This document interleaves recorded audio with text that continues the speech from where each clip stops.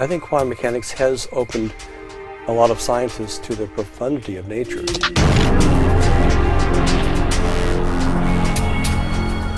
The theory makes strange predictions about the nature of reality and the role between the observer and the observed.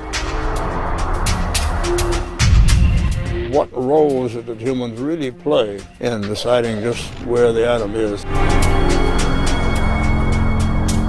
I couldn't quite see how the determinism of the atoms in my brain and my subjective impression of free will could be put together.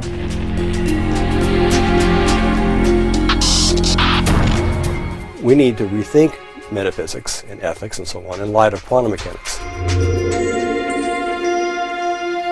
In a sense, all of life is unpredictable.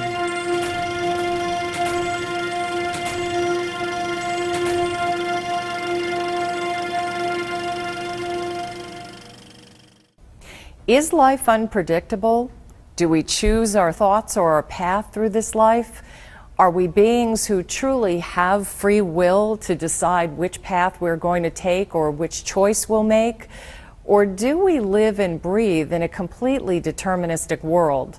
Are we merely an aggregation of particles that react and respond in predictable ways?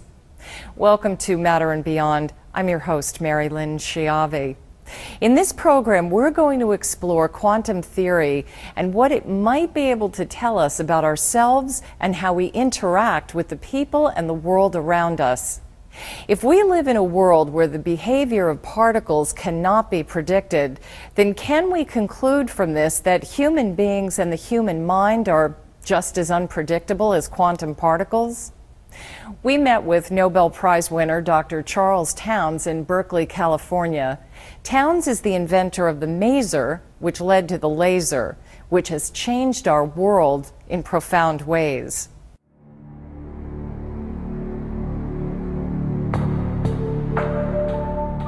Although it is a fundamental branch of modern physics, quantum mechanics is puzzling in many ways.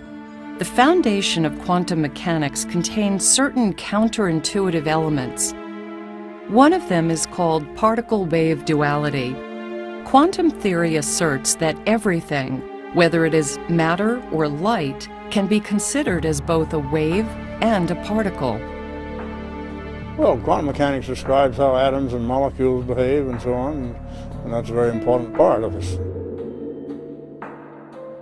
Many developments in science and technology have only pragmatic results. Progress in superconductivity, plasma physics, and microbiology have all resulted in various applications through technology.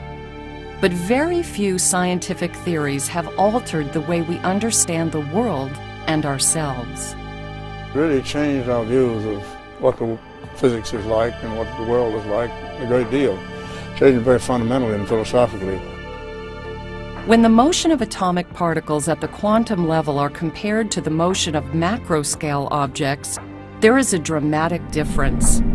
The principles of classical mechanics explain the motions of everyday objects, such as a falling apple or a projectile motion of a baseball.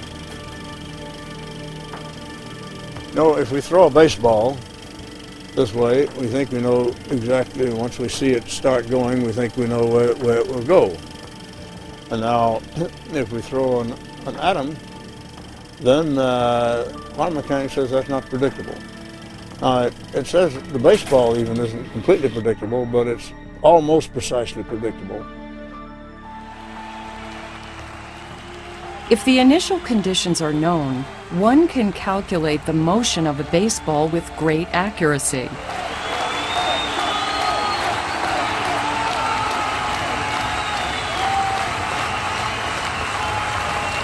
So it's predictable with precision, any precision we can measure. But for an atom, much smaller mass, it's not predictable. It may go this way, up, down, left, right. It is not predictable. Unpredictability at the atomic level is the result of Heisenberg's uncertainty principle. Its most mysterious aspect is related to the fact that objects have different properties, such as position, speed, mass, lifetime, and spin. When a certain aspect of a property is measured and found, its uncertainty disappears. But then other properties may become uncertain. But it's very puzzling also, because it says that something, you send a small particle along through a hole, let's say, it may go this way and that way, and one can never know which way it goes. And you don't know until you look at it, and there it is. But before you look at it, it may be here and may be there and may continue to be there. But once you look at it, then it's definitely there, you see. The laws of quantum physics tell us that when we throw an atom, not only can it go many different ways, it can be in all of those places at the same time, according to some interpretations of quantum mechanics. And we never know for sure until it's actually measured. That if we detect the atom off here, then we know, okay, it's going this way, and that's it. But until that time, where the atom is maybe in all these different places at the same time, or at least in any one of them, and we don't know. According to quantum theory, there's a special role that the observer plays in determining the outcome of a specific process. But why should this be? It's an important question to ponder. Could it mean that in fact everything in the universe is actually connected rather than separate and distinct, as our modern view would lead us to believe? Nobel Prize winner Charles Townes struggles with this question as well. Now, why do the observations of humans have such an important effect on this? And that's a little bit puzzling. What role is it that humans really play in deciding just where the atom is? For Townes, uncertainty and unpredictability on a smaller scale could have far-reaching consequences, since everything is built from atoms and molecules. It also means that, in a sense, all of life is unpredictable. We are made of atoms, and these atoms do things. So we can sort of guess roughly what's going to happen in life, but we don't know for sure. In a series of lectures at MIT in 1964 called the Messenger Lectures, Richard M. Feynman said, "I can safely say that nobody understands quantum mechanics, so do not take the lecture too seriously, feeling that you really have to understand in terms of some model what I am going to describe." In any case, quantum mechanics is a really remarkable and strange phenomenon, and we don't understand it all. And what it also says that things are not predictable. It has changed our ideas of deterministic world. This is not a deterministic world. Not only is it not deterministic, but you can never predict what it's going to do exactly.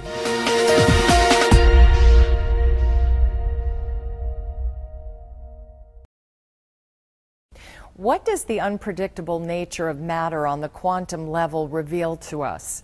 In a completely deterministic, mechanistic universe, there shouldn't be any place for free will. Newton's 3 laws of motion state that matter is subject to laws of its motion. If one knows the initial position, initial velocity, and the forces acting on it, one can determine the motion precisely. This led some philosophers to conclude that free will is an illusion. According to Dr. Robert John Russell, seeking a middle ground perspective on free will versus determinism would be more productive.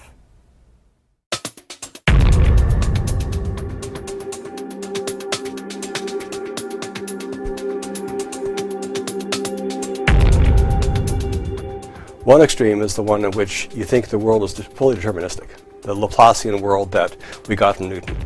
And if that's the case, then it's pretty clear free will isn't possible, because how could I decide to raise my hand if physics determines what I do and physics is lockstep determinism? Some philosophers, like the 18th century German philosopher Immanuel Kant, realized that it was necessary to establish the ideal of free will upon a moral foundation. Because he realized that in the Newtonian framework, free will doesn't make sense So it must be grounded someplace else. And he said, well, it's part of the moral sphere. It wouldn't make sense to think of yourself as a moral agent if you didn't have free will, right? So he needed that as a a priori assumption for his moral ethics. In his book, Critique of Pure Reason, Kant said, quote, "All the preparations of reason, therefore, in what may be called pure philosophy, are in reality directed to those three problems only: God, the soul, and freedom." Unquote. And this reasoning leads Kant to a critical question. He says, quote, "What ought to be done? If the will is free, if there is a God, and if there is a future world?" Unquote. And so according to Kant, the concept of free will cannot be grounded in scientific inquiry, but must be solely grounded in a moral foundation. Interestingly, science has changed, and even as Kant based his metaphysics on Newton's science, we need to rethink metaphysics and ethics and so on in light of quantum mechanics. Discoveries in quantum mechanics have reignited and influenced the discussion about determinism versus free will with regard to the human spirit. Now the question is, can we understand more about the concept of free will by understanding more about uncertainty in quantum mechanics? Not reduce it to quantum mechanics, just see what openings quantum mechanics provides that Newton's mechanics didn't provide. So that's one. Now we're on the scholarly side. Does quantum mechanics provide some of the necessary things you need to talk about free will? Is that true? I think it does provide some of those, but very small parts of it. Russell believes that we should be careful not to make far-reaching assumptions based on quantum theory. He gives as an example the movie What the Bleep. The other extreme is the craziness of a movie like What the Bleep, where, yes, it is true that if you do an experiment, in some ways you influence the experiment, but you can't measure the spin of an electron and make it into a zebra. So which perspective constitutes a middle ground? Quantum mechanics destroyed the notion of determinism, but what does it really offer as a substitute for a metaphysical worldview? It is true that as you experiment with nature, as you perform experiments, you can't reduce to zero your influence on the things you're measuring. Classically, you could. That was the ideal of classical physics. You could in principle, measure existing properties without perturbing them. In quantum theory, any effort to measure an object must involve a particle being sent to the object, whether it is an electron or a photon, thus forcing the particle to interact with the object. So in essence, you disturb it by measuring it. That was Bohr's idea of measurement. In that sense, you're interacting with the thing. You're trying not to interact with it, but just purely measure. But there's a more profound sense in which the thing is sort of interacting with itself. That is, there's an implicit, non-local, non-separable nature to quantum phenomena, which even aside from measurement, it opens the world to radical novelties that one doesn't have control over.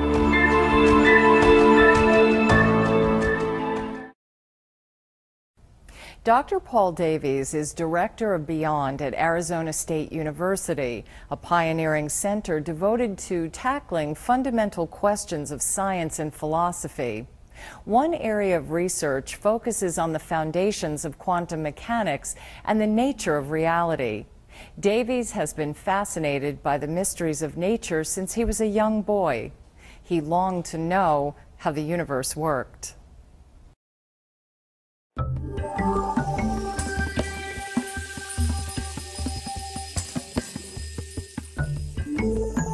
And from the earliest age I can remember, I was fascinated by the mysteries of nature. We're surrounded by this wonderful universe, and I wanted to know, how does it all work? What's going on?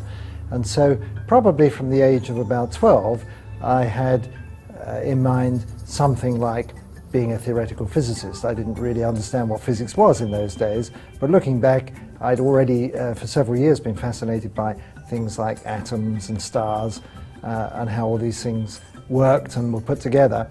And so certainly by my mid-teens, I absolutely knew that this was what I wanted to do as a career. Davies was drawn to the big questions, the questions that human beings have wrestled with for centuries.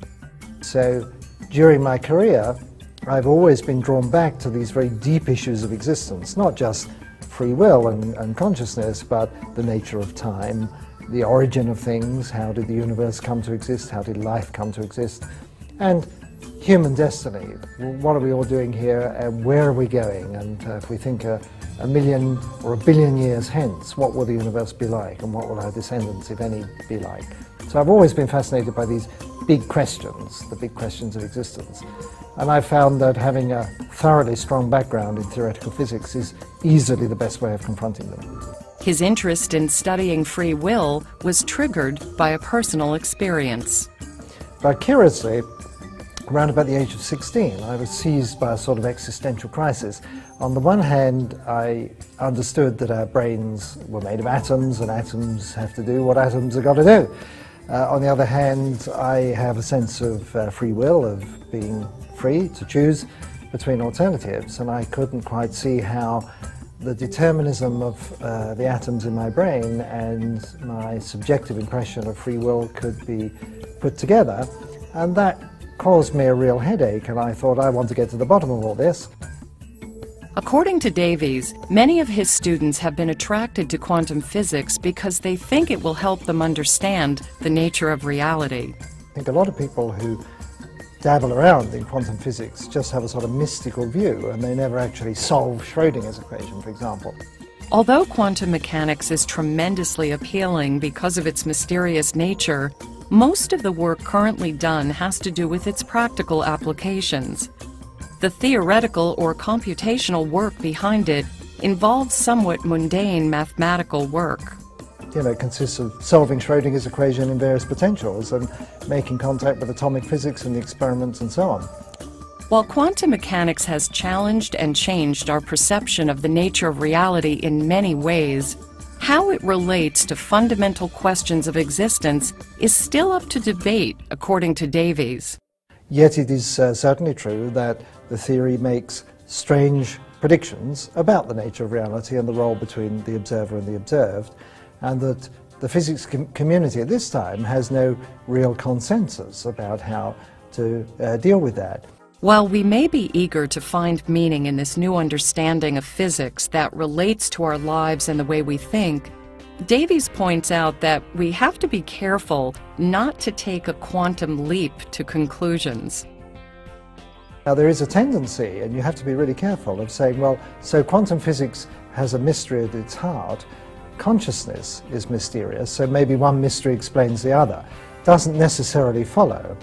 So back to our central question, can the behavior of matter at the quantum level help us to understand the function of our brains and therefore our thinking processes? And if atomic and subatomic particles appear to behave in an unpredictable fashion, can we assume that since our brains are made of atomic particles, that they too behave in an unpredictable fashion? Davies doesn't believe that this is a wise leap, because the human brain consists of a completely different environment that is not conducive to quantum particles. It's just that in practice, for significant quantum effects to manifest themselves, you need to be in a very controlled environment, preferably at an exceedingly low temperature, and to screen out all of the noisy influences from the surrounding world. And it seems to me the brain is anything but that sort of system. Davies explained that quantum effects on a large scale manifest only at very, very low temperatures near absolute zero. This is a hot, wet, noisy system, and it's really hard to see how quantum mechanics could play a role over anything other than a scale of a tiny fraction of a cell. We can imagine down at the level of molecular motors and things inside cells that quantum mechanics may be important, but on a multicellular scale, it seems almost impossible to imagine that it would play a significant effect. In order to observe quantum effects in action, one needs to take into account the wave nature of quantum systems, and these waves are very delicate. He explains only if we overlap these waves in an organized way, we may begin to see patterns.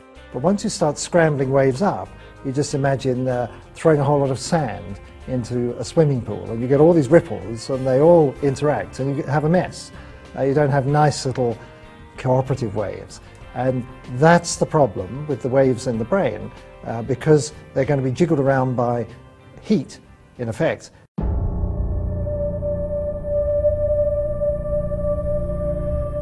In the presence of heat, atoms, molecules, and tissues begin to vibrate, which in turn makes the interactions between the waves very chaotic, explains Davies.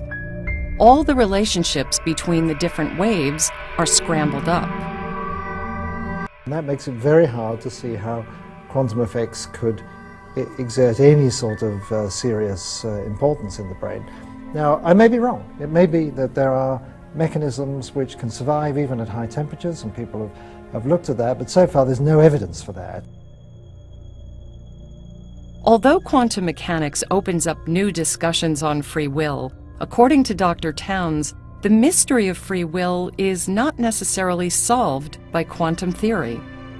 We have a theory that's been developed showing we can test whether or not there can be any outside force of any kind coming in to affect quantum mechanics. And we do experiments to show no, there can't be. There can't be any outside force, nothing new, nothing that can affect quantum mechanics. So that doesn't give us free will in accordance with our present understanding of science. While some scholars and scientists believe that because of the uncertainty principle, and because certain types of matter appear to be unpredictable, that we can conclude from this that human beings have freedom of choice or free will. Things are not predictable, but that doesn't mean we have any control. That doesn't give us free will or anything. And quantum mechanics is very, very puzzling. And probably we don't understand it very fully yet. Although determinism, or a mechanistic view of the universe, doesn't really allow for the concept of free will, Dr. Townes emphasizes that unpredictability is not equal to free will. On the other hand, if we do indeed have free will, then, according to Townes, maybe there is something we're missing. How can we have free will? And science doesn't allow free will. Well, that says there must be some new laws, something new there. Maybe there's a completely new dimension somehow. A spiritual dimension or some new dimension or something. Something is going on there if we really believe we have free will. Maybe we don't. Maybe we don't have free will. But if we really believe we have free will, there has to be something completely new there. According to Russell, the results of experiments in quantum mechanics have perplexed and invited many scientists and scholars to consider the nature of our world in a radically different way. I think quantum mechanics has opened a lot of scientists to the profundity of nature and to the kind of limits and veil through which we see nature and describe it. But again, that's also because we know so much about nature with quantum mechanics we didn't know. So we've both learned a tremendous a lot more. And what we've learned is how really supple and subtle nature is.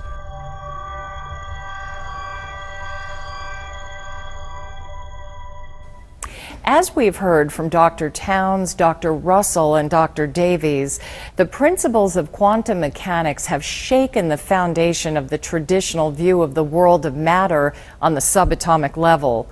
But how far up into the macro world will we feel the vibration? Perhaps the answers are right in front of us or all around us, and we just don't have the apparatus or the instruments or the perception to pick up the signal. Thanks for taking this quantum leap with us and watching Matter and Beyond. We'll see you in the future.